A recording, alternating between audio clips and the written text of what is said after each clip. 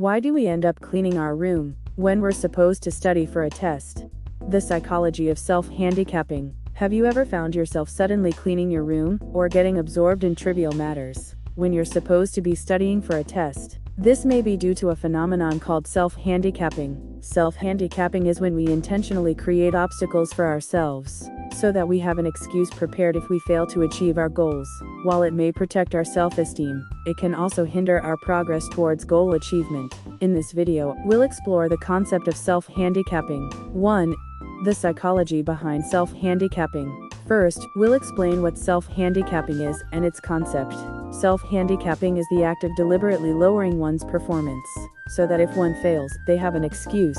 For example, when you're supposed to be studying for a test, but start cleaning your room instead, you reduce your study time, and if you don't score well on the test, you can say, "I didn't have enough time to study because I was cleaning." This phenomenon was first proposed in 1978 by American psychologist Stephen Berglass. He conducted a series of experiments with college students and found that they would handicap their own performance to maintain self-evaluation. This phenomenon was later named self-handicapping. 2. The contents of self-handicapping experiments.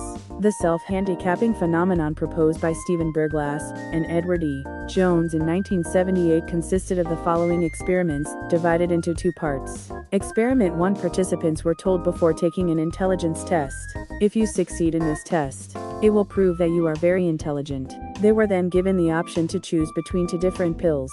One said to improve performance, a placebo, and the other said to decrease performance, also a placebo. In this experiment, most participants chose the pill that decreased performance. Experiment 2. Similar to experiment 1, participants could choose between the performance-enhancing pill and the performance-decreasing pill before taking an intelligence test. However, this time they were told, "If you succeed in this test, it will prove that you were just lucky." In this case, most participants chose the pill that improved performance. These experimental results show that self-handicapping is carried out to protect one's self-evaluation of their abilities. In other words, in situations where the fear of failure increases, the act of choosing the performance-decreasing pill, actually a placebo, occurs so that if they fail, their abilities won't be questioned. 3. Why self-handicapping was necessary for humans. We'll explain the psychological factors and mechanisms behind self-handicapping. Self-handicapping serves as a defense mechanism to protect self-evaluation. Humans have a strong desire to maintain their evaluation of their abilities and achievements. However, they also have a fear of failure. As a result, intentionally lowering one's performance allows for the cause of failure to be attributed to external factors, rather than one's own abilities, if failure were to occur. 4. Self-affirmation as an effective strategy against self-handicapping. Self-affirmation is an effective strategy against self-handicapping. Self-affirmation is the practice of positively evaluating one's values and abilities and enhancing one's self-respect. Research has shown that engaging in self-affirmation strengthens self-evaluation protection and reduces self-handicapping behaviors. Furthermore, self-affirmation has been found to alleviate fears related to self-evaluation, threats, and improve self-efficacy. 5.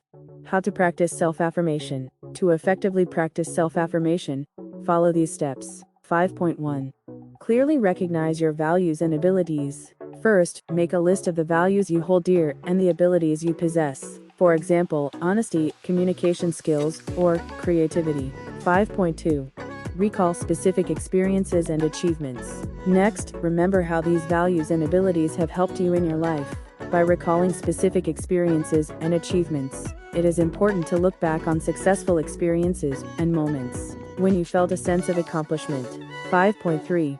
Evaluate yourself with positive words. Based on your values and abilities, use positive words to evaluate yourself. For example, say things like, "I am an honest person who can deal with difficult situations truthfully," or "I have strong communication skills and am good at building relationships." This will help boost your self-assessment. 5.4.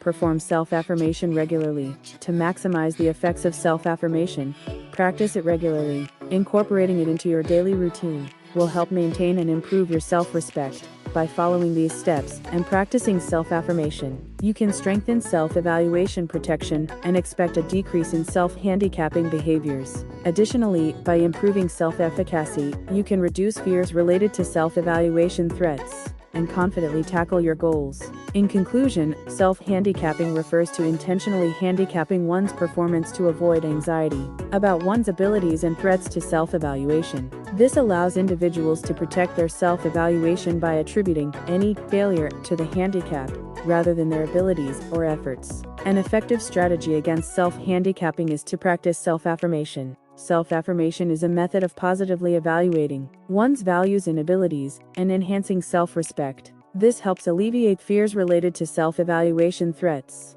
and allows individuals to confidently work towards their goals. If you found this video interesting, please subscribe to our channel, and give it a thumbs up. It's a great motivation for us. See you in the next video. Thank you for watching.